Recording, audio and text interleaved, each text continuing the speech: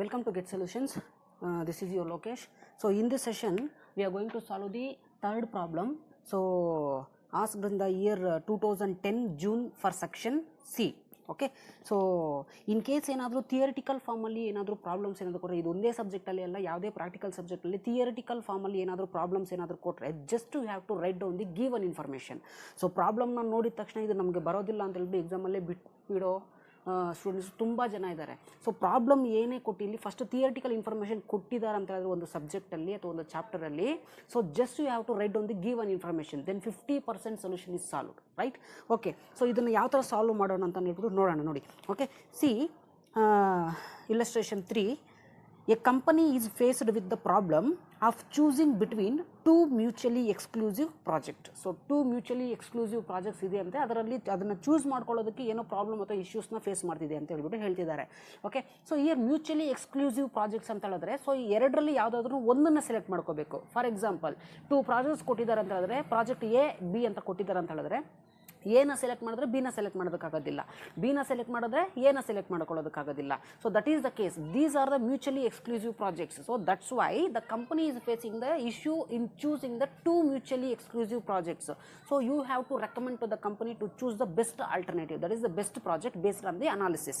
Okay, see, a project A requires, so ಎರಡು project ಕೊಟ್ಟಿದ್ದಾರಂತೆ. So first project name ಏನು? That is project A. So project A, and that is, see, a project A requires rupees 1 lakhs, which means outlay. So cash outflow, ಆ ಪ್ರಾಜೆಕ್ಟಲ್ಲಿ investment ಮಾಡಬೇಕಂತ ಹೇಳಿದ್ರೆ ಎಷ್ಟು ಬೇಕಂತೆ? That is rupees 1 lakhs is the cash outflow. Next, and cash running expenses of rupees 35,000 per year. So cash running expenses ಎಷ್ಟು incur ಆಗ್ತಿದೆ ಅಂತೆ?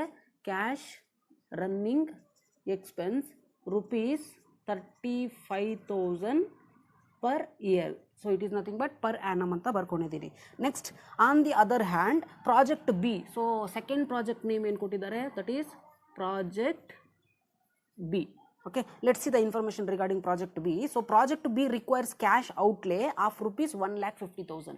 So project B ನಲ್ಲಿ investment ಮಾಡ್ಬೇಕಂತ ಹೇಳಿದ್ರೆ ಎಷ್ಟು ಬೇಕಂತೆ? Cash outflow, that is 1,50,000. and so the same cash running expenses rupees 20,000 per year. so ಇದಕ್ಕೆ cash running expense ಎಷ್ಟು? 20,000 per annum, so per year. next, both the project have the 8 years life period, which means the project life is 8 years. so life of the project 8 years and 8 years. So ಎರಡು ಪ್ರಾಜೆಕ್ಟ್ಗೆ 8 years life ಇದೆಯಂತೆ. Okay, next, the project A has salvage value of rupees 4,000. So salvage value ಕೊಟ್ಟಿದ್ದಾರೆ. Okay, so salvage value ಎಷ್ಟು ಕೊಟ್ಟಿದ್ದಾರೆ? A project A has A salvage value of rupees 4,000 and project B has rupees 14,000. so salvage value ಬಂದ್ಬಿಟ್ಟು 4,000 and 14,000 for project A and project B respectively ಕೊಟ್ಟಿದ್ದಾರೆ. okay, next, the company's required rate of return is 10%. so what is the rate of return? see, required rate of return is 10% expected by the investor on the both the project. next, the tax rate is 50%. so tax rate ಕೊಟ್ಟಿದ್ದಾರೆ. so tax rate is 50% and 50% for the both the project, and depreciation is on straight line basis. so depreciation ನ follow ಮಾಡ್ತಾ ಇದ್ದಾರೆ. Depreciation ಯಾವ ಮೆಥಡಲ್ಲಿ follow ಮಾಡ್ತಿದ್ದಾರೆ ಅಂತ ಹೇಳಿದ್ರೆ, that is based on straight line ಮೆಥಡಲ್ಲಿ ಫಾಲೋ ಮಾಡ್ತಿದ್ದಾರೆ. Okay, based on straight line ಮೆಥಡಲ್ಲಿ ಫಾಲೋ ಮಾಡ್ತಿದ್ದಾರೆ. Next, on the differential basis which project should be accepted. so this last line is very very important. okay, so on the differential basis which project is best ಅಂತ ಕೇಳ್ತಿದ್ದಾರೆ. okay, so here you have to underline on the differential basis, on the ಈ method base ಮೇಲೆ, ಅಂದರೆ differential basis method base ಮೇಲೆ ಯಾವ project best ಅಂತ ಹೇಳ್ಬಿಟ್ಟು ನೀವು ಸಜೆಷನ್ ಕೊಡ್ತಿದ್ದೀರಾ ಅಂತ ಹೇಳ್ಬಿಟ್ಟು ಕೇಳಿದ್ದೀರಾ. So this is the given information, ಇಷ್ಟೇ given information. So based on this information we are going to calculate, we are going to recommend the company which project is best, but we are going to decide which project is best, that is based on the differential basis method. So generally what do you mean by the difference? So difference in the sense we have to subtract some value from the some value, that is the difference, right? For example, ಈಗ 10,000 5,000 ಕೊಟ್ಟಿದ್ರೆ, that is what is the difference between this 10,000 and 5,000? That is 5,000 is the difference. So ಆ method base ಮೇಲೆ ಯಾವ ಪ್ರಾಜೆಕ್ಟ್ನ choose ಮಾಡ್ತೀರಾ ಅಂತ ಹೇಳ್ಬಿಟ್ಟು ಕೇಳ್ತಿದ್ದಾರೆ. That's it. Okay, so ಈಗ ಈ ಗಿವನ್ ಇನ್ಫಾರ್ಮೇಷನ್ ಬೇಸ್ ಮೇಲೆ ನಾವು ಕ್ಯಾಲ್ಕುಲೇಟ್ ಮಾಡೋಣ, ಯಾವ ಥರ ರೆಕಮೆಂಡ್ ಮಾಡೋಣ ಅಂತ ಹೇಳ್ಬಿಟ್ಟು ನಾವು ನೋಡೋಣ. Okay, let's take down the given information ನಾವು. So based on this given information, based on the differential basis analysis, we are going to recommend the company which project is best. So ಈಗ format ಯಾವ ಥರ ಬರ್ಕೊಳ್ಳೋದು ಅಂತ, first ultimately ನಾವು ಈ information ಬರ್ಕೊಳ್ಳೋದಕ್ಕೆ ನಾವು particulars ಅಂತ ಹೇಳ್ಬಿಟ್ಟು ನಾವು ಯೂಸ್ ಮಾಡ್ತೀವಿ. Okay, particulars. ಸೊ ನೆಕ್ಸ್ಟ್ ಬಂದುಬಿಟ್ಟು ಪ್ರಾಜೆಕ್ಟ್ ಎ ಇನ್ಫಾರ್ಮೇಷನ್ನ ನಾವು ಕನ್ಸಿಡರ್ ಮಾಡಬೇಕು, ಪ್ರಾಜೆಕ್ಟ್ ಬಿ ಇನ್ಫಾರ್ಮೇಷನ್ನ ಕನ್ಸಿಡರ್ ಮಾಡಬೇಕು. ಸೊ ದೇರ್ ಫೋರ್ ಇಲ್ಲಿ ಪ್ರಾಜೆಕ್ಟ್ಸ್ ಅಂತ ಬರೆದು ಇಲ್ಲಿ ಎಕ್ಸ್ ಅಂತೆ ವೈ ಅಂತ, okay sorry, project A and B ಅಂತ ಬರ್ದಿದ್ದೀನಿ. So on what basis we are going to recommend the company? On based on the differential basis. So therefore we are going to calculate the difference here, differential value ಅಥವಾ difference ಅಂತ ಬರ್ಕೋಬಹುದು, ಅಥವಾ differential value ಅಂತ ಹೇಳ್ಬಿಟ್ಟು ನೀವು ಬರ್ಕೋಬಹುದು. Okay, so ಈಗ ಯಾವ್ಯಾವೆಲ್ಲ cost incur ಆಗುತ್ತೆ, ನಾವು ಯಾವ ಥರ ಕನ್ಸಿಡರ್ ಮಾಡಬೇಕು ಗಿವನ್ ಇನ್ಫಾರ್ಮೇಷನ್ ಅಂತ ಹೇಳ್ಬಿಟ್ಟು ನಾವು ಕ್ಯಾಲ್ಕುಲೇಷನ್ ಮಾಡ್ಕೋಬೇಕು. But we are going to calculate and we are going to recommend the company which alternative is best, that is only based on the differential basis, that you have to keep it in mind. Okay, so ಈಗ initial cash outflow first ಇರೋದು information ಅದೇ. Okay, so project A ನಲ್ಲಿ investment ಮಾಡಬೇಕಂದ್ರೆ ಎಷ್ಟು ಬೇಕಾಗುತ್ತೆ, that is 1,00,000 rupees. So cash outflow, so ಎಷ್ಟು ಬೇಕಾಗುತ್ತೆ, 1,00,000 rupees ಬೇಕು. ಸೊ ಅದೇ ಥರ ಪ್ರಾಜೆಕ್ಟ್ ಬಿ ನಲ್ಲಿ ಇನ್ವೆಸ್ಟ್ಮೆಂಟ್ ಮಾಡಬೇಕಂತ ಹೇಳಿದ್ರೆ we need, that is 1,50,000. So what is the difference, 1,00,000 minus 50,000, that is 50,000 is the difference.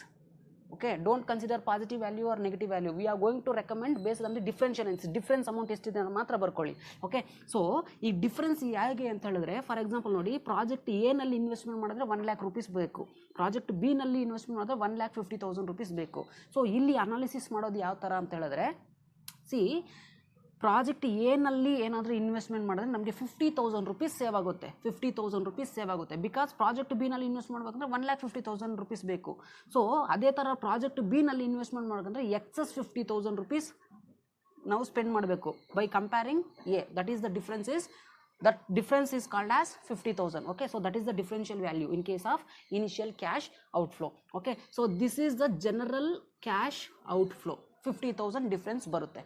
Okay, so ಇದನ್ನು ನಾವು ಯಾಕೆ ನಾವು ಸಪ್ರೇಟ್ ಮಾಡ್ತಿದ್ದೀವಿ ಅಂತ ಹೇಳಿದ್ರೆ, ಸೊ ನೆಕ್ಸ್ಟ್ ಬಂದ್ಬಿಟ್ಟು ಈ ನೆಟ್ ಪ್ರೆಸೆಂಟ್ ವ್ಯಾಲ್ಯೂ ಕಾನ್ಸೆಪ್ಟ್ ಬರುತ್ತೆ, incremental net present value, decremental net present value, ಅದ್ರ ಬೇಸ್ ಮೇಲೆ ನಾವು ಕ್ಯಾಲ್ಕುಲೇಷನ್ ಮಾಡ್ತೀವಿ. So net present value calculation ಮಾಡಬೇಕಂತಂದ್ರೆ ಜನರಲ್ ಫಾರ್ಮುಲಾ ನಿಮಗೆ ಗೊತ್ತೇ ಇದೆ, present value of cash inflow and minus present value of cash outflow. So this is nothing but the differential present value of cash outflow ಅಂತ ಹೇಳ್ಬಿಟ್ಟು. So just ಅದನ್ನು ನಾನು next ಒಂದು concept ಬಂದಾಗ ಹೇಳ್ತೀನಿ. ಸೊ ಜಸ್ಟ್ ನೀವು ಕ್ಯಾಶ್ ಔಟ್ಫ್ಲೋಗೆ ಡಿಫ್ರೆನ್ಸ್ನ ಕ್ಯಾಲ್ಕುಲೇಷನ್ ಮಾಡಿ ಇಟ್ಕೊಳ್ಳಿ. ಓಕೆ, ಸೊ ನೆಕ್ಸ್ಟ್ ಬಂದುಬಿಟ್ಟು ಫಾರ್ ಎಕ್ಸಾಂಪಲ್, ಈಗ ಪ್ರಾಜೆಕ್ಟ್ ಎ ಮತ್ತು ಪ್ರಾಜೆಕ್ಟ್ ಬಿನ ಕಾಂಟ್ರಾಕ್ಟ್ಗೆ ತಗೊಂಡಿದ್ದಾರೆ ಅಥವಾ ಇನ್ವೆಸ್ಟ್ಮೆಂಟ್ ಮಾಡಿದ್ದಾರೆ ಅಂತ ಅಂದ್ಕೊಳ್ಳೋಣ. ಓಕೆ, ಈಗ ಪ್ರಾಜೆಕ್ಟ್ ಎಗೆ ಏನಾದರೂ 1,00,000 ಕೊಟ್ಟು ಇನ್ವೆಸ್ಟ್ಮೆಂಟ್ ಮಾಡಿದರೆ ನೆಕ್ಸ್ಟ್ ಫಸ್ಟ್ ಇಯರ್ ಎಷ್ಟು ಕ್ಯಾಶ್ ಇನ್ಫ್ಲೋ ಆಗುತ್ತೆ ಅಥವಾ ಎಷ್ಟು ಎಕ್ಸ್ಪೆನ್ಸಸ್ ಆಗುತ್ತೆ. So cash inflow is nothing but cash inflow is different from cash outflow, right? So ಈಗ ನೋಡಿ, 1,00,000 ಕೊಟ್ಟು ಏನಾದರೂ ಈ ಪ್ರಾಜೆಕ್ಟಿಗೆ ಏನಾದರೂ ಎಂಟರ್ ಆದರೆ ನೆಕ್ಸ್ಟ್ ಬಂದ್ಬಿಟ್ಟು ಇನಿಷಿಯಲ್ ಆಗಿ ಕ್ಯಾಶ್ ಎಕ್ಸ್ಪೆನ್ಸಸ್ ಎಷ್ಟು ಇನ್ಕರ್ ಆಗುತ್ತೆ, 1 ಇಯರ್ಗೆ 35,000 rupees ಇನ್ಕರ್ ಆಗುತ್ತಂತೆ. ಸೊ ಪ್ರಾಜೆಕ್ಟ್ ಬಿಗೆ 1,50,000 ಕೊಟ್ಟು ಏನಾದರೂ ಎಂಟರ್ ಆದರೆ 1 ಇಯರ್ಗೆ, ನೆಕ್ಸ್ಟ್ ಇಯರಿಂದ ಅಥವಾ ಇಯರ್ಗೆ ಎಷ್ಟು ಇನ್ಕರ್ ಆಗುತ್ತೆ ಎಕ್ಸ್ಪೆನ್ಸು, 20,000 rupees ಇನ್ಕರ್ ಆಗುತ್ತಂತೆ. ಓಕೆ, ಸೊ ಈಗ ಇವೆರಡನ್ನೂ ಕಂಪೇರ್ ಮಾಡಿದ್ರೆ ಎಷ್ಟು ಡಿಫ್ರೆನ್ಸ್ ಬರುತ್ತೆ ಅನ್ನೋದನ್ನು ನಾವು ಕ್ಯಾಲ್ಕುಲೇಷನ್ ತಗೋಬೇಕು. ಯಾಕಂದರೆ based on we are going to calculate and recommend the company based on the differential analysis method. So after outflow ಇದ್ದಾಗ ನೆಕ್ಸ್ಟ್ ಬಂದು ಏನಿದೆ, cash running expense. Okay, so next cash running expense ಅಂತ ಬರಿತಾ ಇದ್ದೀನಿ. So next ಎಷ್ಟಿದೆ 35,000 rupees per annum. So ಇಲ್ಲಿ 20,000 per annum, 20,000 per annum. Okay, so project ಎಗೆ cash running expenses 1 ಇಯರ್ಗೆ ಎಷ್ಟು ಇನ್ಕರ್ ಆಗ್ತಿದೆ 35,000, ಪ್ರಾಜೆಕ್ಟ್ ಬಿಗೆ ಎಷ್ಟು ಇನ್ಕರ್ ಆಗ್ತಿದೆ 20,000. So what is the difference between this 35,000 and 20,000? Ultimately 15,000 per annum ಅಂತ ಹೇಳಿದ್ರೆ ಪ್ರಾಜೆಕ್ಟ್ ಬಿ ಏನಾದರೂ 1,50,000 ಕೊಟ್ಟು ಏನಾದರೂ ಇನ್ವೆಸ್ಟ್ಮೆಂಟ್ ಮಾಡಿದ್ದೇ ಆದರೆ ಈಚ್ ಇಯರ್ ನಮಗೆ 15,000 ಸೇವ್ ಆಗುತ್ತೆ ಅಂತ. Because instead of project B, project ಎನಲ್ಲಿ ಏನಾದರೂ ಇನ್ವೆಸ್ಟ್ಮೆಂಟ್ ಮಾಡಿದ್ರೆ 1,00,000 rupees, 15,000 excess cash running expense ಆಗುತ್ತೆ ಈಚ್ ಇಯರ್. ಓಕೆ, ಸೊ ಅದನ್ನೇ ಇಲ್ಲಿ ಡಿಫ್ರೆನ್ಷಿಯಲ್ ಅನಾಲಿಸಿಸ್ ಬೇಸ್ ಮೇಲೆ ನಾವು ಕ್ಯಾಲ್ಕುಲೇಟ್ ಮಾಡಿ ರೆಕಮೆಂಡ್ ಮಾಡಿ ಅಂತ ಹೇಳ್ಬಿಟ್ಟು ಹೇಳ್ತಿರೋದು. ಸೊ ಪ್ರಾಜೆಕ್ಟ್ ಎಗೆ 35,000 per annum cash running expense incur ಆದರೆ ಪ್ರಾಜೆಕ್ಟ್ ಬಿಗೆ 20,000. Ultimately we are going to save the 15,000 each year in case of we are going to invest in the project B at rupees 1,50,000. If we invest in project A at rupees 1,00,000, then we will going to incur that is 15,000 excess than the project B. Okay, so ಇಲ್ಲಿ 15,000 rupees per annum ಗೆ save ಮಾಡ್ತೀವಿ ಅಂತ ಹೇಳ್ಬಿಟ್ಟು that is the difference value. Okay, so ಈಗ cash running expense ಆಯಿತು. So next concept ಇರೋದು life salvage value. So ಈ life salvage value ಏನಕ್ಕೆ ಹೆಲ್ಪ್ ಆಗುತ್ತೆ ಅಂದರೆ ultimately it is helpful to calculate the depreciation. Okay, so ಈಗ ನೋಡಿ ಡಿಪ್ರಿಸಿಯೇಷನ್ನ ನಾವು ಕ್ಯಾಲ್ಕುಲೇಷನ್ಗೆ ತಗೋಬೇಕು. So what is the formula to calculate depreciation? So depreciation is nothing but original cost minus salvage value divided by life, right? So ಈಗ project ಏದು ನಾವು depreciation calculation ಮಾಡೋಣ ಎಷ್ಟು ಬರುತ್ತೆ ಅಂತ. Okay, what is the original cost? That is 1,00,000 rupees. Next, what is the salvage value? So salvage value is 4,000. Next, what is the life? So ಎರಡು ಪ್ರಾಜೆಕ್ಟಿಗೆ life ಎಷ್ಟಿದೆ 8 years. Okay, so 8 years. Okay, so next 1,00,000 minus 4,000 divided by 8 in the sense 9,60,000 divided by 8. Okay, so 8 ones are 8 twos are 9,96,000. So 8 ones are 8 twos are, so totally we will get 12,000 is the depreciation amount. 12,000 is the depreciation amount for project A. So similarly we are going to calculate for the project B. That is, what is the original amount? 1,50,000 minus what is the salvage value? Salvage value ಎಷ್ಟು ಕೊಟ್ಟಿದ್ದಾರೆ 14,000. Next divided by life of asset. Now 1,50,000 minus 14,000. So 1,50,000 minus 14,000 divided by 8. 8 ones are 8 sevens are. Okay, so totally we will get 17,000 is the depreciation amount. Okay, so ಇಲ್ಲಿ 17,000 is the total depreciation amount for project B ಬರುತ್ತೆ. So ಇದನ್ನು ನೀವು working note ಅಂತ ಹೇಳ್ಬಿಟ್ಟು ಸಪ್ರೇಟಾಗಿ calculation ಮಾಡ್ಕೋಬೋದು, no issues. ಇಲ್ಲಿ depreciation ಅಂತ ಮಾತ್ರ ಕನ್ಸಿಡರ್ ಮಾಡಿ. ಓಕೆ, ಸೊ ಡಿಪ್ರಿಸಿಯೇಷನ್ನ ಕ್ಯಾಲ್ಕುಲೇಷನ್ಗೆ ಮಾಡ್ಕೊಂಬಿಡಿ ಅಥವಾ ಕ್ಯಾಲ್ಕುಲೇಷನ್ ತೊಗೊಂಬಿಡಿ. ಸೊ ಇಲ್ಲಿ ಸ್ಪೇಸ್ ಇಲ್ಲದೆ ಇರೋ ಕಾರಣ ಇಲ್ಲಿ ಸಿಂಪ್ಲಿಫಿಕೇಷನ್ ಇನ್ನೂ ಮಾಡಿಲ್ಲ. ಓಕೆ, ಸೊ ಇಲ್ಲಿ ಡಿಪ್ರಿಸಿಯೇಷನ್ ಎಷ್ಟು ಬಂದಿದೆ 12,000 and year 17,000. Okay, so what is the difference between this 12,000 and 17,000? Ultimately the 5,000 is the depreciation or differential depreciation value. Okay, so ಇದು ಕ್ಯಾಲ್ಕುಲೇಷನ್ ಸಪ್ರೇಟ್ ಆಗಿ ತಗೊಳ್ಳಿ, ನಾನು ಇದನ್ನು ರಬ್ ಮಾಡ್ತೀನಿ ಯಾಕಂದರೆ ಸ್ಪೇಸ್ ಇಲ್ಲ. Okay, so take down this calculation, depreciation calculation. So ನಾನು ಇದನ್ನೇ ಇಲ್ಲಿ ಬರೆದಿದ್ದೀನಿ. ಓಕೆ, ಓಕೆ, ಸೊ ಈಗ ಡಿಪ್ರಿಸಿಯೇಷನ್ ಬೇಸ್ಡ್ ಆನ್ ಫಾರ್ಮುಲಾ ನಾವು ಕ್ಯಾಲ್ಕುಲೇಷನ್ ಮಾಡಿದ್ದೀವಿ. Okay, so depreciation 12,000 for project A and 17,000 for project B. Okay, so ಈಗ ಲೈಫ್ನ ಯೂಸ್ ಮಾಡ್ಕೊಂಡಿದ್ದೀವಿ, ಸಾಲ್ವೇಜ್ ವ್ಯಾಲ್ಯೂನ ನಾವು ಕನ್ಸಿಡರ್ ಮಾಡಿದ್ದೀವಿ. Next expected rate of return 10% ಇದೆಯಂತೆ. ಸೊ ಅದು that is based on investment. Next tax rate ಇನ್ನೂ consider ಮಾಡಿಲ್ಲ. Depreciation straight line ಮೆಥಡಲ್ಲಿ follow ಮಾಡ್ತಿರೋದ್ರಿಂದ ಎಲ್ಲ ಇಯರ್ಗೂ ಅಂದರೆ 8 ಇಯರ್ಗೂ ಟೋಟಲ್ ಎಷ್ಟು ಡಿಪ್ರಿಸಿಯೇಷನ್ ಇರುತ್ತೆ ಅಂದರೆ 12,000 8 ಇಯರ್ಸ್ಗೂ ಇರುತ್ತೆ ಅಂತ ಹೇಳ್ಬಿಟ್ಟು ಕ್ಯಾಲ್ಕುಲೇಷನ್ ಮಾಡಿದ್ದೀವಿ. Okay, so initial cash out flow 1 lakh and 1,50,000, differential value 50,000. So cash running expense ಎಷ್ಟು ಸೇವ್ ಮಾಡ್ತಿದ್ದೀವಿ? 15,000. Ultimately we are going to depreciation is nothing but it means reduce the value of an asset. But according to companies act of 2013, so depreciation is a provision for the company to invest in the further investment. ಬೇರೆ investment ಅಥವಾ ಬೇರೊಂದು asset ಮೇಲೆ investment ಮಾಡೋದಕ್ಕೆ ಈ depreciation ಸಹಾಯ ಮಾಡುತ್ತೆ ಅಂತ ಹೇಳ್ಬಿಟ್ಟು 2013 ಆ್ಯಕ್ಟಲ್ಲಿ ಹೇಳಿದ್ದಾರೆ. But it ultimately it will be reduce the asset value, but it is a provision for the company to invest in the another asset. Okay, so year ನೋಡಿ, ಸೊ ಫಸ್ಟ್ ಬಂದ್ಬಿಟ್ಟು ಟ್ಯಾಕ್ಸ್ ಪರ್ಪಸ್ಗೋಸ್ಕರ ನಾವು ಡಿಪ್ರಿಸಿಯೇಷನ್ನ ಡಿಡಕ್ಟ್ ಮಾಡ್ತೀವಿ, next ಡಿಪ್ರಿಸಿಯೇಷನ್ನ add ಮಾಡ್ತೀವಿ to know the exact value. For example, ಈಗ total cash running expense 35,000 project ಎಗೆ ಇನ್ಕರ್ ಆಗ್ತಿದೆ ಆ್ಯಂಡ್ 15,000 ಪ್ರಾಜೆಕ್ಟ್ ಬಿಗೆ 20,000 ಪರ್ ಆ್ಯನಮ್ಗೆ ಇನ್ಕರ್ ಆಗ್ತಿದೆ. What is the differential value?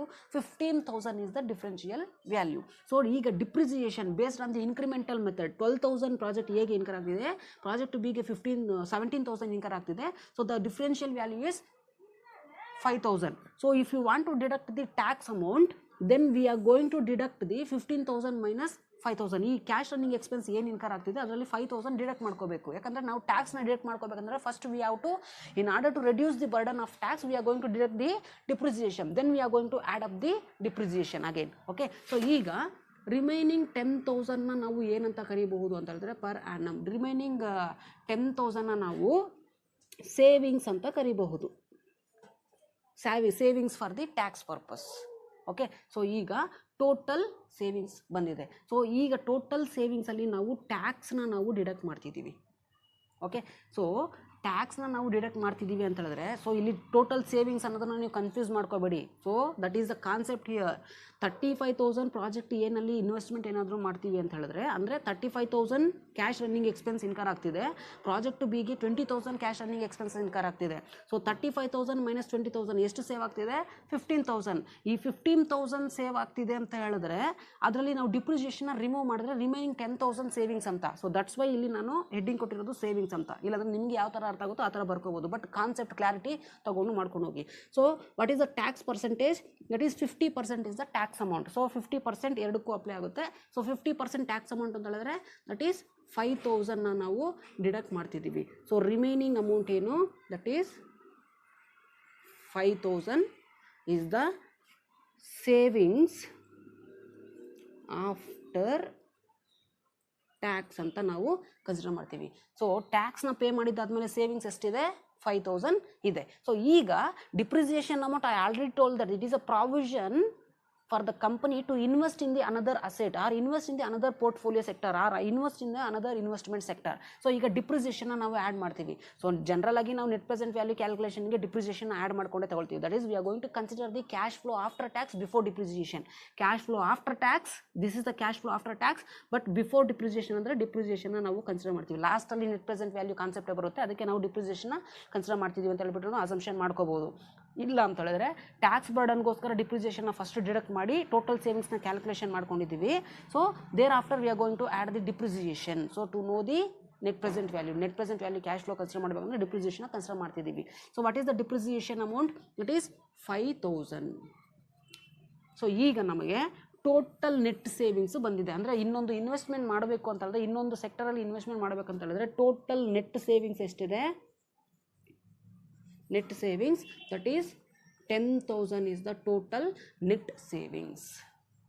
Okay, next ಬಂದ್ಬಿಟ್ಟು ನಮಗೆ ಸಾಲ್ವೇಜ್ ವ್ಯಾಲ್ಯೂ ಅನ್ನೋ ಕಾನ್ಸೆಪ್ಟು ಇದೆ. ಸೊ ಸಾಲ್ವೇಜ್ ವ್ಯಾಲ್ಯೂ ಅಂತ ಹೇಳಿದ್ರೆ ಫಾರ್ ಎಕ್ಸಾಂಪಲ್ ಈಗ the name only indicates that salvage value. Salvage value ಅಂದರೆ ಟೋಟಲ್ ಪ್ರಾಜೆಕ್ಟ್ ಎದು 8 ಇಯರ್ಸ್ ಇದೆ, ಪ್ರಾಜೆಕ್ಟ್ ಬಿದು 8 ಇಯರ್ಸ್ ಇದೆ. ಆ 8th ಇಯರು ಎಷ್ಟು ಉಳಿಕೆ ಮಾಡ್ಕೊಂಡಿದ್ದಾರೆ ಅಂತ ಹೇಳಿದ್ರೆ ಸಾಲ್ವೇಜ್ ವ್ಯಾಲ್ಯೂ. ಪ್ರಾಜೆಕ್ಟ್ ಏನಲ್ಲಿ 4,000 ಸಾಲ್ವೇಜ್ ವ್ಯಾಲ್ಯೂ ಅಂದರೆ ರೆಸಿಡ್ಯೂ ಮಾಡ್ಕೊಂಡಿದ್ದಾರೆ, ಅಂದರೆ ಬಿ 14,000 ಉಳಿಕೆ ಮಾಡ್ಕೊಂಡಿದ್ದಾರೆ. So it is also helpful to invest in the another sector. Okay, so ಈಗ ನೋಡಿ, so total salvage value so it is ultimately it is also a concept of savings. So net savings ನಾವು calculation ಮಾಡಿದ್ವಿ based on depreciation, tax and cash running ಎಕ್ಸ್ಪೆನ್ಸಸ್ಸಲ್ಲಿ.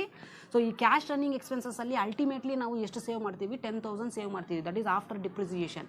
Next ಟ್ಯಾಕ್ಸ್ನ deduct ಮಾಡಿದಾದ್ಮೇಲೆ ಎಷ್ಟು save ಮಾಡ್ತೀವಿ, 5,000. Next depreciation ನಮಗೆ ಇನ್ನೊಂದು ಸೆಕ್ಟರಲ್ಲಿ invest ಮಾಡೋದಕ್ಕೆ help ಆಗುತ್ತೆ, ಆ 5,000 ಎರಡು ಸೇರಿಸಿದ್ರೆ ಟೋಟಲ್ ಸೇವಿಂಗ್ಸ್ ಎಷ್ಟು, 10,000. ನೆಕ್ಸ್ಟ್ ಸಾಲ್ವೇಜ್ ವ್ಯಾಲ್ಯೂ ಅಂತ ಹೇಳಿದ್ರೆ 8th ಇಯರ್ ಲೈಫ್ ಎಂಡ್ ಆದಮೇಲೆ ಲಾಸ್ಟ್ ಇಯರ್ ಬಂದ್ಬಿಟ್ಟು ಸಾಲ್ವೇಜ್ ಇಷ್ಟು ಅಮೌಂಟು ಉಳಿಕೆ ಮಾಡ್ಕೊಂಡಿರ್ತಾರೆ. ಸೊ ಸಾಲ್ವೇಜ್ ವ್ಯಾಲ್ಯೂ ಪ್ರಾಜೆಕ್ಟ್ ಎನಲ್ಲಿ ಎಷ್ಟು ಉಳಿಕೆ ಮಾಡ್ಕೊಂಡಿದ್ದಾರೆ, that is 4,000, right. So next project B ನಲ್ಲಿ ಎಷ್ಟು ರೆಸಿಡ್ಯೂಯಲ್ ಅಂದರೆ ಸಾಲ್ವೇಜ್ ವ್ಯಾಲ್ಯೂ ಇದೆ, that is 14,000. So based on differential analysis ultimately ಎಷ್ಟು ಡಿಫ್ರೆನ್ಷಿಯಲ್ ವ್ಯಾಲ್ಯೂ ಸೇವ್ ಆಗ್ತಿದೆ, 10,000 ಸೇವ್ ಆಗ್ತಿದೆ. Okay, so this is the concept. So total net savings ಎಷ್ಟಿದೆ based on depreciation and cash running expense 10,000 save ಮಾಡ್ತಿದ್ದಾರೆ.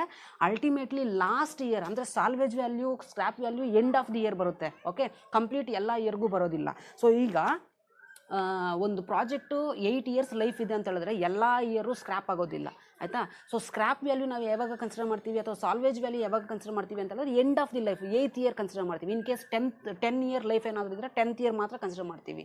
Okay, salvage value. So life ಮುಗಿದಾದ್ಮೇಲೆ last year ಮಾತ್ರ ನಾವು salvage value ಮತ್ತು scrap value consider ಮಾಡ್ತೀವಿ. It is completely based on the life cycle costing. So SCM ಅಲ್ಲಿ ನಿಮಗೆ next 3rd ಸೆಮ್ಮಲ್ಲಿ ಬರುತ್ತೆ. So ಅದರಲ್ಲೂ ಇದೇ ಥರ ನಾವು ಕ್ಯಾಲ್ಕುಲೇಷನ್ ಮಾಡ್ತೀವಿ. ಓಕೆ, ಸೊ ಈಗ ನೆಟ್ ಸೇವಿಂಗ್ಸ್ ಟೋಟಲ್ 10,000 ಇದೆ. ಸಾಲ್ವೇಜ್ ವ್ಯಾಲ್ಯೂ ಎಷ್ಟು ಉಳಿಕೆ ಮಾಡಿದ್ದಾರೆ ಬೇಸ್ಡ್ ಆನ್ ಡಿಫ್ರೆನ್ಷಿಯಲ್ ಬೇಸಿಸ್ ಮೇಲೆ 10,000 ಸೇವ್ ಮಾಡ್ಕೊಂಡಿದ್ದಾರೆ. ಓಕೆ, ಸೊ ನಾವು this is the cash inflow for the business organisation. Net savings for the total 8 years 10,000 and salvage value 4,000 and 14,000 10,000. ಈ 10,000ನ ಬಂದ್ಬಿಟ್ಟು ನಾವು ಟೋಟಲ್ ಎಂಟೈರ್ 8 ಇಯರ್ಗೆ ಕನ್ಸಿಡರ್ ಮಾಡೋದಿಲ್ಲ, ಲಾಸ್ಟ್ ಇಯರ್ ಮಾತ್ರ consider ಮಾಡ್ತೀವಿ. That you have to keep it in mind. Salvage value, scrap value is considered at the end of the year. ಎಲ್ಲ year scrap ಆಗುತ್ತೆ ಅಂತ ಹೇಳೋದಕ್ಕಾಗೋದಿಲ್ಲ. ಲಾಸ್ಟ್ ಇಯರ್ ಮಿಷನರಿ ಯೂಸ್ ಮಾಡಿದ್ದಾದಮೇಲೆ end of the life last year ಮಾತ್ರ scrap value ಅಥವಾ salvage value consider ಮಾಡ್ತೀವಿ. So net savings ಎಲ್ಲ year 10,000 save ಆಗ್ತಿದೆ, ಅದಕ್ಕೆ ಕಂಪ್ಲೀಟ್ ಆಗಿ 8 ಇಯರ್ 10,000 ಸೇವ್ ಆಗ್ತಿದೆ ಅಂತ ಹೇಳ್ಬಿಟ್ಟು ನಾವು ಕನ್ಸಿಡರ್ ಮಾಡ್ತೀವಿ.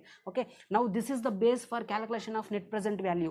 ಓಕೆ, ಸೊ ಈಗ ಗಿವನ್ ಇನ್ಫಾರ್ಮೇಷನ್ ನಾನು ರಬ್ ಮಾಡ್ತೀನಿ.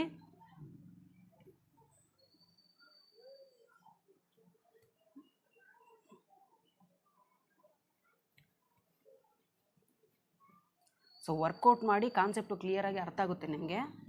If you have any queries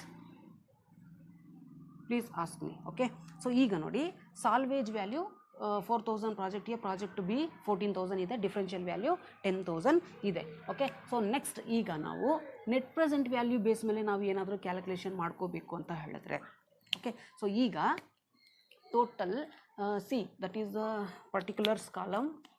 okay, particulars ಅಂತ ಹೇಳ್ಬಿಟ್ಟು ಕೊಟ್ಟಿರ್ತೀನಿ. Next present, so value, present value factor, total. Okay, particulars. So first ಬಂದ್ಬಿಟ್ಟು ಪರ್ಟಿಕ್ಯುಲರ್ಸ್, ಯಾಕಂದರೆ ಈ ಇನ್ಫಾರ್ಮೇಷನ್ ಕನ್ಸಿಡರ್ ಮಾಡಬೇಕು ಅಗೇನ್ ಇದರಲ್ಲಿ, ಯಾಕಂದರೆ ಇದು ಬೇಸ್ ಇದೆ ನನಗೆ. ಓಕೆ, ನೆಕ್ಸ್ಟ್ ಬಂದ್ಬಿಟ್ಟು ಕ್ಯಾಶ್ ಇನ್ಫ್ಲೋ. ಸೇವಿಂಗ್ಸ್ ಅಂತ ಹೇಳಿದ್ರೆ ಪ್ರಾಫಿಟ್ ಇಸ್ ನಥಿಂಗ್. ಸೇವಿಂಗ್ಸ್ ಅಂತ ಹೇಳಿದ್ರೆ ಪ್ರಾಫಿಟ್ ಮುಖಾಂತರ ಅಂತ ಹೇಳಿದ್ರೆ ಪ್ರಾಫಿಟ್ ಅಂತಲೂ ಅಸಂಪ್ಷನ್ ಮಾಡ್ಕೋಬೋದು.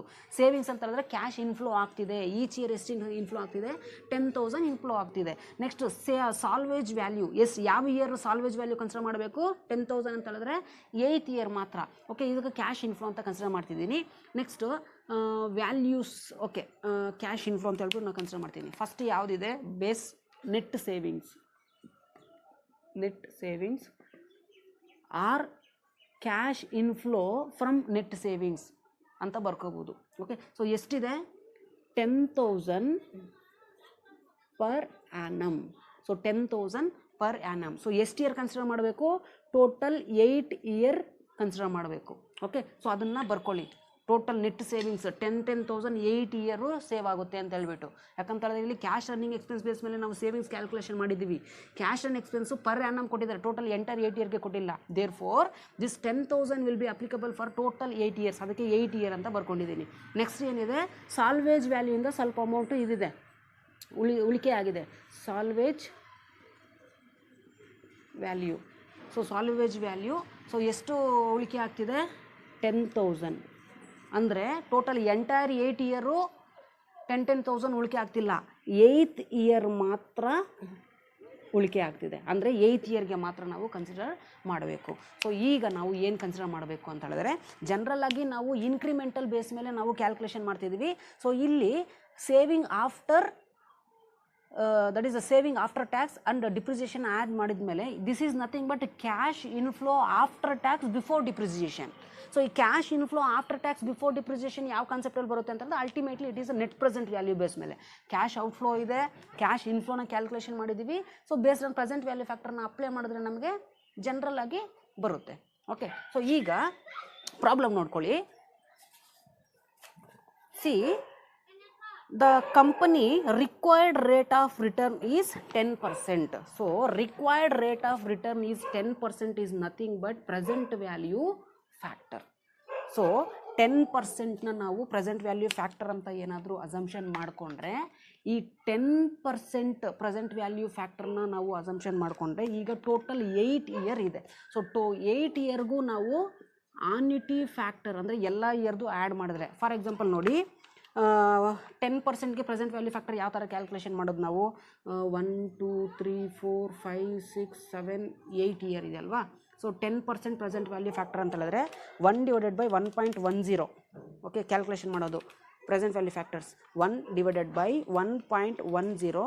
So first year 0.909, next second year 0.826, next third year 0.751 equals press ಮಾಡ್ತಾ ಹೋಗಿ ಇಯರ್ಸ್ ಬರುತ್ತೆ ನಿಮಗೆ.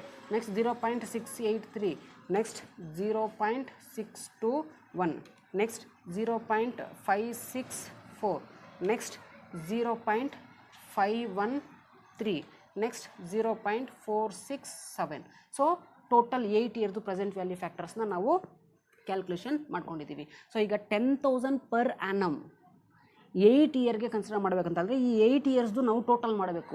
ಟೋಟಲ್ ಮಾಡಿದ್ರೆ ಎಷ್ಟು ಬರುತ್ತೆ, 1/1.10 1 2 3 4 5 6 7 8 1.10 1 2 3 4 5 6 7 8. ಓಕೆ, ಸೊ ಟೋಟಲ್ ಮಾಡಿದ್ರೆ 5.335 ಬರುತ್ತೆ. ಸೊ 8 ಇಯರ್ದು ನಾವು ಟೋಟಲ್ ಮಾಡಿದ್ದೀವಿ ಅಂತ ಹೇಳಿದ್ರೆ ಅದನ್ನು ಆನ್ಯುಟಿ ಅಂತ ಕರಿತೀವಿ, ಆನ್ಯುಟಿ ವ್ಯಾಲ್ಯೂ. ಸೊ ಇಂಡಿವಿಜುವಲ್ ಇಯರ್ದು ನಾವು ಪ್ರೆಸೆಂಟ್ ವ್ಯಾಲ್ಯೂ ಫ್ಯಾಕ್ಟರ್ಸ್ ಅಂತ ಹೇಳ್ಬಿಡ್ತೀವಿ. ಈಗ ಟೋಟಲ್ 8 ಇಯರ್ಗೆ ಅಂದರೆ ಒಂದು ಇಯರ್ಗೆ 10,000 ಸೇವ್ ಆಗ್ತಿದೆ ಅಂತ ಹೇಳಿದ್ರೆ ಬೇಸ್ಡ್ ಆನ್ NPV ಕ್ಯಾಲ್ಕುಲೇಷನ್ ಮಾಡಬೇಕಂದ್ರೆ ಟೋಟಲ್ ಪ್ರೆಸೆಂಟ್ ವ್ಯಾಲ್ಯೂ ಫ್ಯಾಕ್ಟರ್ 8 ಇಯರ್ದು ಅಪ್ಲೈ ಮಾಡಬೇಕು. ಸೊ ಆಗ ಆನ್ಯುಟಿ ಫ್ಯಾಕ್ಟರ್ 5.335 ಬರುತ್ತೆ. ಸೊ ಈಗ 10,000 ಇಂಟು 5.33 10,000 ಇಂಟು 5.335 ಏನಾದರೂ ಕ್ಯಾಲ್ಕುಲೇಷನ್ ಮಾಡಿದ್ರೆ 53,350 is the present value of cash inflow. So ಅದೇ ಥರ 10,000, ಸೊ 8th ಇಯರ್ ಮಾತ್ರ ಅಂದರೆ ಸ್ಕ್ರ್ಯಾಪ್ ವ್ಯಾಲ್ಯೂ ಅಥವಾ ಸಾಲ್ವೇಜ್ ವ್ಯಾಲ್ಯೂ ನಾವು ಈ ಇಯರ್ ಮಾತ್ರ ನಾವು ಕನ್ಸಿಡರ್ ಮಾಡ್ತೀವಿ. ಎಲ್ಲ ಇಯರು ಸ್ಕ್ರ್ಯಾಪ್ ಆಗುತ್ತೆ ಅಂತ ಹೇಳೋದಕ್ಕಾಗೋದಿಲ್ಲ, ಲಾಸ್ಟ್ ಇಯರಲ್ಲಿ ಮಾತ್ರ ನಾವು ಕನ್ಸಿಡರ್ ಮಾಡ್ತೀವಿ. ಸೊ ಈಗ 8th ಇಯರ್ದು ಮಾತ್ರ ಪ್ರೆಸೆಂಟ್ ವ್ಯಾಲ್ಯೂ ಫ್ಯಾಕ್ಟರ್ ಯಾವುದಿದೆ 0.467. ಸೊ 0.467 ಮಾತ್ರ ಕನ್ಸಿಡರ್ ಮಾಡ್ತೀವಿ. So 10,000 into 0.467, so 4670. Okay, so ಈಗ 5.335 ಟೋಟಲ್ ಆಗಿ ಯಾವ ಥರ ಕ್ಯಾಲ್ಕುಲೇಷನ್ ಮಾಡೋದು 8th ಇಯರ್ಗೆ ಅಂತ ಹೇಳ್ಬಿಟ್ಟು ಹೇಳ್ಕೊಡ್ತೀನಿ ನೋಡಿ. ಪ್ರೆಸೆಂಟ್ ವ್ಯಾಲ್ಯೂ ಫ್ಯಾಕ್ಟರ್ ಜನರಲ್ ಆಗಿ 1/1.10 ನಾವು ಕ್ಯಾಲ್ಕುಲೇಷನ್ ಮಾಡ್ತೀವಿ. ಸೊ 8 ಇಯರ್ ಕೊಟ್ಟಿದ್ದಾರಲ್ವಾ, so equals and M plus of ಈಕ್ವಲ್ಸ್ನ 8 ಟೈಮ್ಸ್ ಪ್ಲಸ್ ಮಾಡಬೇಕು. 1 2 3 4 5 6 7 8 ಪ್ರೆಸ್ ಮಾಡಿದ್ದಾದಮೇಲೆ MRC ಮೆಮೊರಿ ರೀಕಾಲ್ನ ಪ್ರೆಸ್ ಮಾಡಿದ್ರೆ ನಮಗೆ ಟೋಟಲ್ 8 ಇಯರ್ಸು ಆನ್ಯುಟಿ ಫ್ಯಾಕ್ಟರ್ ಬರುತ್ತೆ 5.335. ಸೊ ಇಲ್ಲಿ ಡಿಜಿಟ್ ನೋಡ್ಕೊಳ್ಳಿ, ಈಕ್ವಲ್ ಟು 5 ಆ್ಯಂಡ್ ಅಬೌವ್ 5 ಏನಾದರೂ ಬಂದರೆ ಒಂದು ಡಿಜಿಟ್ ಆ್ಯಡ್ ಮಾಡ್ಕೊಳ್ಳಿ. ಇಲ್ಲಿ 9 ಬಂದಿದೆ, ಅದಕ್ಕೆ ನಾನು ಇಲ್ಲಿ 5 ಅಂತ ಬರ್ಕೊಂಡಿದ್ದೀನಿ. So total annuity factor for 8 years 5.335. So ಇಲ್ಲಿ 8 ಇಯರ್ಸ್ದು ಕನ್ಸಿಡರ್ ಮಾಡಬೇಕಾಗಿರೋದ್ರಿಂದ 5.335 ಆ್ಯಂಡ್ 8th ಇಯರ್ದು ಮಾತ್ರ ಕನ್ಸಿಡರ್ ಮಾಡಬೇಕಾಗಿರೋದ್ರಿಂದ 0.467 ಮಾತ್ರ ಕನ್ಸಿಡರ್ ಮಾಡ್ತೀವಿ. ಓಕೆ, ಸೊ ಈಗ ಇದನ್ನು ಎರಡನ್ನೂ ಆ್ಯಡ್ ಮಾಡಿದ್ರೆ ನನಗೇನು ಬರುತ್ತೆ, present value value. So these are the present value inflows for the business organization. 10,000 inflow, savings ಅಂತ ಹೇಳಿದ್ರೆ ಇನ್ಫ್ಲೋ ಆಗ್ತಿದೆ, ಅಥವಾ ಸೇವಿಂಗ್ಸ್ ಅಂದರೆ ಇನ್ಫ್ಲೋ ಅಂತಾನೆ ಕನ್ಸಿಡರ್ ಮಾಡುವ. ಅಂದರೆ ಅಮೌಂಟ್ ಇದೆ, ನಾವು ಬೇರೆ ಕಡೆ ಸ್ಪೆಂಡ್ ಮಾಡ್ತಿಲ್ಲ. ಆ ಸ್ಪೆಂಡ್ ಮಾಡೋದಕ್ಕೋಸ್ಕರ ನಮ್ಮ ಹತ್ರ ಎಷ್ಟಿದೆ, 10,000 per annum ಇದೆ. ಸೊ ಟೋಟಲ್ ಸಾಲ್ವೇಜಲ್ಲಿ ಉಳಿಕೆ ಮಾಡಿರೋ ವ್ಯಾಲ್ಯೂ ಎಷ್ಟು, 10,000. Okay, so based on this we are going to apply the present value factors. Then after multiplication of these present value factors and annuity factors for the cash inflows for the net savings, then we will get the present value of cash inflow. Okay, so ಇದನ್ನು rub ಮಾಡ್ತೀನಿ ನಾನು. So ಈಗ present value of cash ಇನ್ಫ್ಲೋನ ನಾವು total ಮಾಡಿದ್ರೆ 53,350 plus 4670 add ಮಾಡಿದ್ರೆ 53,350 plus 4670 ನಾವು add ಮಾಡಿದ್ರೆ 58,020. Okay, so this is nothing but total present value of cash inflow.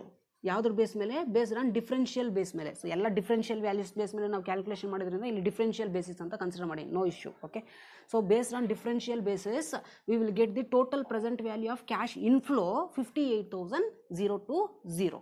Okay, 58,020. So from this we are going to deduct total present value of cash outflow. So ಅದು differential basis ಮೇಲೆ ನಾವು deduct ಮಾಡ್ಕೋಬೇಕು. Outflow 1,50,000 ಅಲ್ಲ, ಇದು differential basis ಮೇಲೆ consider ಮಾಡಿದ್ದೀವಿ ಅಂತ ಹೇಳಿದ್ರೆ ಇದನ್ನು ಡಿಫ್ರೆನ್ಷಿಯಲ್ ಬೇಸಿಸ್ ಮೇಲೆ ಕನ್ಸಿಡರ್ ಮಾಡಬೇಕು. So what is the total present value of cash outflow? Cash outflow 1,50,000 ಇದೆ. ಡಿಫ್ರೆನ್ಷಿಯಲ್ ಬೇಸಿಸ್ ಮೇಲೆ ಕ್ಯಾಶ್ ಔಟ್ಫ್ಲೋ ಎಷ್ಟು, 50,000. Ultimately we are going to consider 50,000 here. So you know very well that net present value is calculated based on the present value of cash inflow minus present value of cash outflow. So after deducting this present value of cash inflow, present value of cash outflow from the present value of cash inflow, you will get 8,020 is the positive net present value.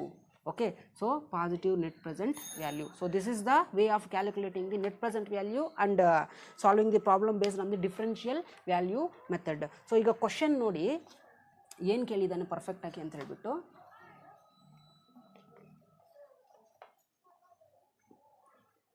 Okay, so on the basis, on the differential basis which project should be accepted ಅಂತ ಹೇಳ್ಬಿಟ್ಟು ಕೇಳಿದ್ದಾರೆ. Okay, so ಈಗ differential basis ಮೇಲೆ ನಾವು calculation ಮಾಡಿದ್ದೀವಿ. Project A and B differential basis ಮೇಲೆ calculation ಮಾಡ್ಕೊಂಡಿದ್ದು ಆದಮೇಲೆ ನೆಟ್ ಪ್ರೆಸೆಂಟ್ ವ್ಯಾಲ್ಯೂ ಬಂದ್ಬಿಟ್ಟು 8020 ಬಂದಿದೆ. Okay, since the net present value of the both the project based on the differential basis is positive, therefore ಯಾವುದಾದ್ರೂ accept ಮಾಡ್ಕೋಬೋದು. Even though the project B is initial cash outflow, we are going to save the 15,000 per year for project B. So project ಬಿನ select ಮಾಡ್ಕೋಬೋದು ಅಂತ ಹೇಳ್ಬಿಟ್ಟು ಕೊಡ್ಬೋದು. So ಇದು 1,00,000 rupees investment ಮಾಡಿದ್ರೆ project ಎನಲ್ಲಿ 15,000 ಎಕ್ಸಸ್ ನಮಗೆ ಇಲ್ಲಿ ಕ್ಯಾಶ್ ರನ್ನಿಂಗ್ ಎಕ್ಸ್ಪೆನ್ಸ್ ಇನ್ಕರ್ ಆಗ್ತಿದೆ. Okay, so that you have to keep it in mind. In case 1,50,000 ಕೊಟ್ಟು ಪ್ರಾಜೆಕ್ಟ್ ಬಿನಲ್ಲಿ ಇನ್ವೆಸ್ಟ್ಮೆಂಟ್ ಮಾಡಿದ್ರೆ ಈಚ್ ಇಯರ್ 15,000 ಸೇವ್ ಆಗುತ್ತೆ ಇಲ್ಲಿ. ಓಕೆ, ಯಾಕಂದರೆ 20,000 rupees ಅಷ್ಟೇ ಪರ್ annum ಇನ್ಕರ್ ಆಗೋದು. Okay, so that you have to keep it in mind. So therefore project B is best ಅಂತ ಹೇಳ್ಬಿಟ್ಟು ನೀವು ಕೊಡಬಹುದು. Okay, so this is the problem. Since the net present value of the project is 8020, it is a positive, therefore it is recommended to the company to invest in project B 1,50,000, because even though if the company invest in project B at rupees 1,50,000, it will be going to save 15,000 each year. Instead of investing 1,00,000 rupees in project A, it will be going to pay excess 15,000 for project B as a cash running expense. So therefore it is recommended to the company to invest in project B. Concept ಅರ್ಥ ಆದರೆ conclusion ನೀವೇ ಬರ್ಕೊಳ್ತೀರಾ. Okay, so conclusion clear ಆಗಿ ನೋಡಿಕೊಂಡು ಬರೀರಿ, ಇಲ್ಲ explain ಮಾಡ್ತಾ ಇದ್ದಾಗ ಕೇಳಿಸ್ಕೊಂಡು ಬರ್ಕೊಳ್ಳಿ. ಓಕೆ, ಸೊ ಇಷ್ಟು ನಿಮಗೆ problem. Okay, so after this next we are going to solve the another problem, another question paper problem. So just take down this. Thanks for watching.